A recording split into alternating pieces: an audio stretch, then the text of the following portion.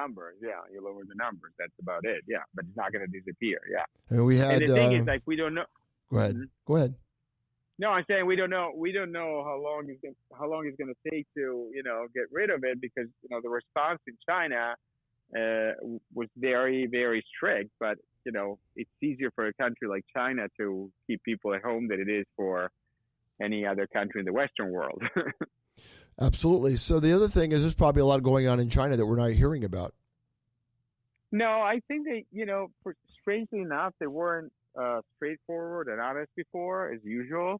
But I think now pretty much whatever we hear from China, I think is pretty much true.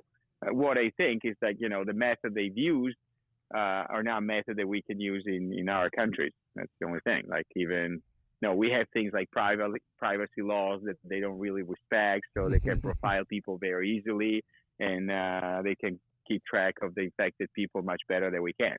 And of course, if they lock them all in a city, they lock them in a city and they don't go out. In our countries, it's a little more difficult to do that. So, what advice would you give people in the United States based on what you're going through, other than keeping clean, of course, and the typical? Just simply be aware that it's more serious than you've been told so far by your administration. Is definitely more serious. It's not a regular flu. It's not a flu at all.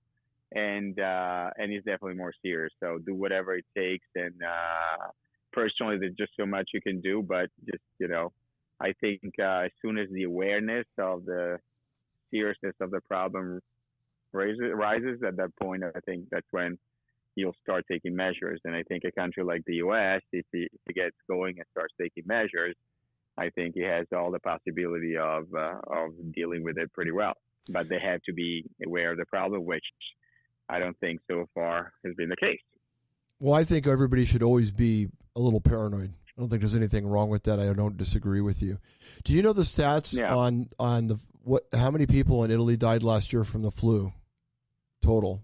Oh no, I don't remember. I used to know it, but now I could say something totally wrong. I think they were probably in the thousands, but I can't remember. So we've been told for many weeks now that the number of deaths from the flu were higher and all of that. Now it's certainly not the case. We had 1,000 people died in 10 days, 2 weeks since the outbreak. We're already at 1,000. So I think, the numbers are definitely higher than the flu. So the other thing is, do you think that there is definitely there's fear because the numbers that we're seeing in Italy and we're seeing in China. Yeah. I mean, how much do you think the media is I don't know what the word would be. Hyping? No, here in Italy? No, I mean worldwide. No. I think they were before. Now they're not. I think for what I see here now, they're doing a pretty good service trying to represent it, as seriously as it is, but at the same time, not to try and scare people.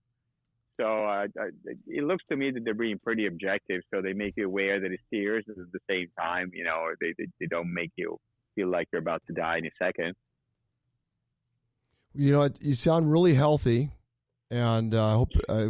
So far, yeah. And it's got to be challenging for somebody like you that's been so active. And when's the last time you flew?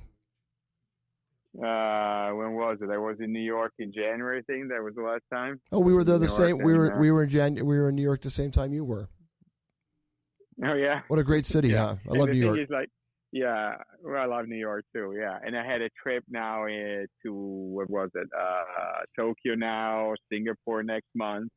All for work and everything, all canceled. And right now, I can't even go to the U.S. I mean, two of my three kids will start college in the U.S. in August, and I hope I can take them there at this point. Since right now I'm banned, I can't go to the U.S. So I hope by August the situation will be better. Well, we were just told today that our kids can't go to school for at least 3 weeks minimum.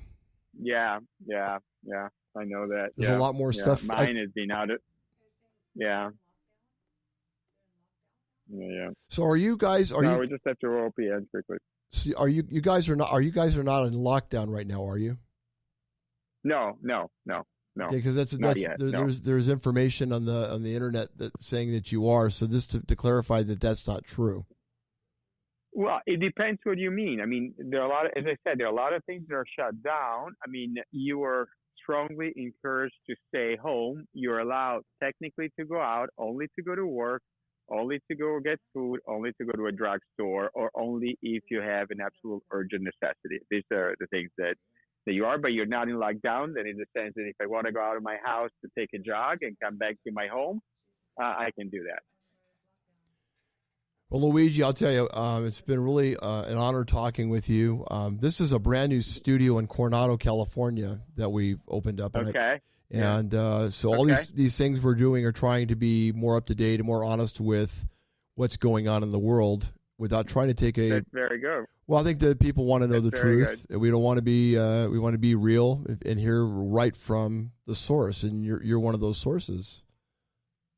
I appreciate. Yeah, well, thank you for. I appreciate for you. Me. Yeah. And God bless you and your family. And hopefully, could we call you again to check on you and see how you're doing sometime? Sure. No problem. Yeah. Okay. Absolutely no problem. Very nice talking with you, Luigi. Nice talking to you. Take care, all of you. Be safe.